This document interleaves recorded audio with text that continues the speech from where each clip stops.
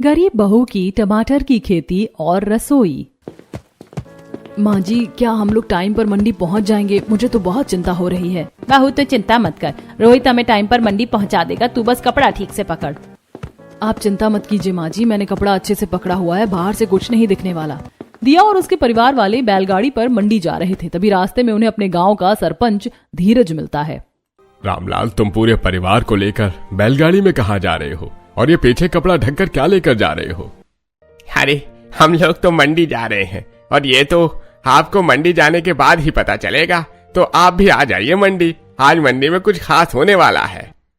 रामलाल की बात सुनकर धीरज हंस देता है। धीरज और उसके चमचे हंसते हुए, क्या रामलाल, तुम्हारा खेत क्या खराब हुआ? तुम तो सठी आ गए हो भाई। क्यों अपना और अपने परिवार वालों का मजाक बनवाते हो? जाओ घर जाओ, मैं नहीं चाहता कोई तुम्हारा मजाक बनाए, इसीलिए तो मैं समझा रहा हूँ। आपकी फिक्र के लिए धन्यवाद, लेकिन मुझे देर हो रही है, मुझे चलना चाहिए। इतना कहकर रामलाल रोहित को बैलगाड़ी चलाने के लिए कहता है और बैलगाड़ी लेकर आगे निकल जाता है। रामलाल की गाड़ी थोड़ी आगे निकल जाती है, तब धीरज अपने चेलों से कहता है, अरे इस रामलाल का खेत तो बर्बाद हो गया था ना, और हम जानते हैं ये किसने किया, तो फिर ये लोग क्या ढककर मंडी ले जा रहे हैं? ये कहकर धीरज और उसके चमचे एक दूसरे को शक्की निगाहों से देखने लगते हैं, लेकिन ये लोग ऐसा क्यों कर रहे थे और दिया बैलगाड़ी में क्या ढककर लेकर जा रही है? रामलाल का खेत कैसे खराब हुआ, ये जानने के लिए हमें कुछ महीने पहले जाना होगा। दिया बहू, खेत में क्या कर रही है? माँ जी, मैं तो सब्जी में डालने के लिए ये टेस्टी रसीले टमाटर तोड़ने आई थी। बहू देख, इस बार हमारे खेत में कितने अच्छे टमाटर हुए, इतने लाल, इतने बड़े, फ्रेश और रसीले। इन्हें देखकर ही खाने का मन करता है। हाँ, बिल्कुल सही कह रही है माँ जी, मैंने तो खुद को बड़ी मुश्किल से रोक रखा है सब्जी बनाने के लिए, वरना ये जूठा हो जाएगा ना। हाँ बेटा, इतने टमाटर काफी हैं सब्जी के लिए। तू घर जा और घर जाकर पूरी और आलू टमाटर की सब्जी बना दे नाश्ते के लिए। तेरे ससुर जी देव और रोहित को टमाटर बेचने के लिए मंडी भी तो जाना है ना।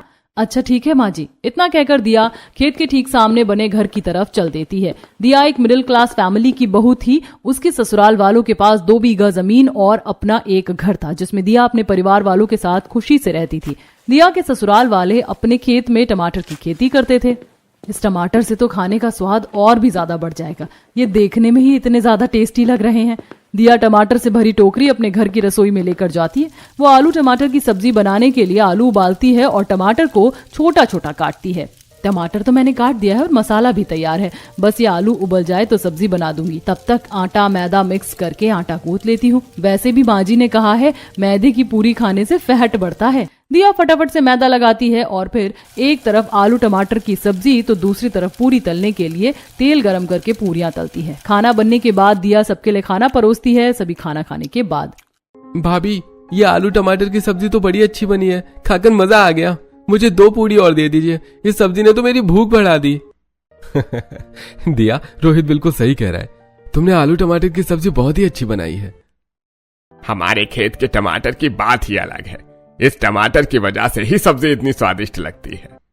दिया के परिवार वाले मजे से अपना खाना खाते हैं। खाना खाने के बाद, शायद आज दिया बहू ने इतनी अच्छी सब्जी बनाई कि आप लोगों ने ज्यादा खाना खा लिया, लेकिन मैं आपको याद दिला दूं कि मंडी जाने का समय हो गया है। जाइए आप लोग मंडी में टमाटर बेच कर आइए। हाँ, भाग्यवान हम लोग बस जा ही रहे हैं, तुम परेशान क्यों होती हो?